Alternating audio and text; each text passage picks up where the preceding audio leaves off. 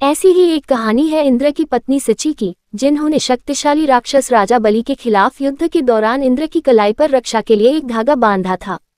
ये कहानी बताती है कि पवित्र धागे का इस्तेमाल संभवतः प्राचीन भारत में ताबीज के रूप में किया जाता था, जो युद्ध में जाने वाले पुरुषों को सुरक्षा प्रदान करता था, और यह केवल भाई बहन के रिश्ते तक ही सीमित नहीं था।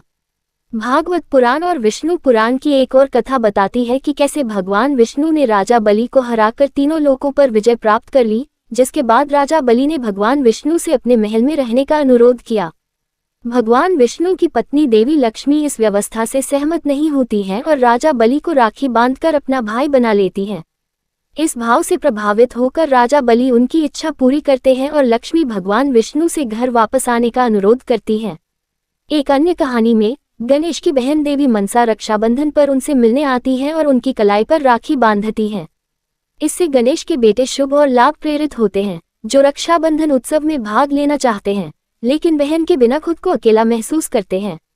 वे गणेश को एक बहन देने के लिए राजी करते हैं, जिससे संतोषी मां की उत्पत्ति होती है। तब से तीनों भाई बहन हर साल एक साथ रक्षाबंधन मनाते हैं। अपनी गहरी दोस्ती के लिए मशहूर कृष्ण और द्रौपदी रक्षाबंधन के दौरान एक खास पल साझा करते हैं। जब कृष्ण युद्ध में अपनी उंगली में चोट लगाते हैं, तो द्रौपदी उनके घाव पर पट्टी बांधने के लिए अपनी साड़ी का एक टुकड़ा फाड़ देती है। उसके प्रेमपूर्ण कृत्य से अभिभूत होकर कृष्ण उसकी दयालुता का बदला चुकाने का वादा करते हैं। बाद में कृष्ण एक महत्वपूर्ण क्षण के दौरान द्रौपदी की सहायता करके अपना वादा पूरा करते हैं।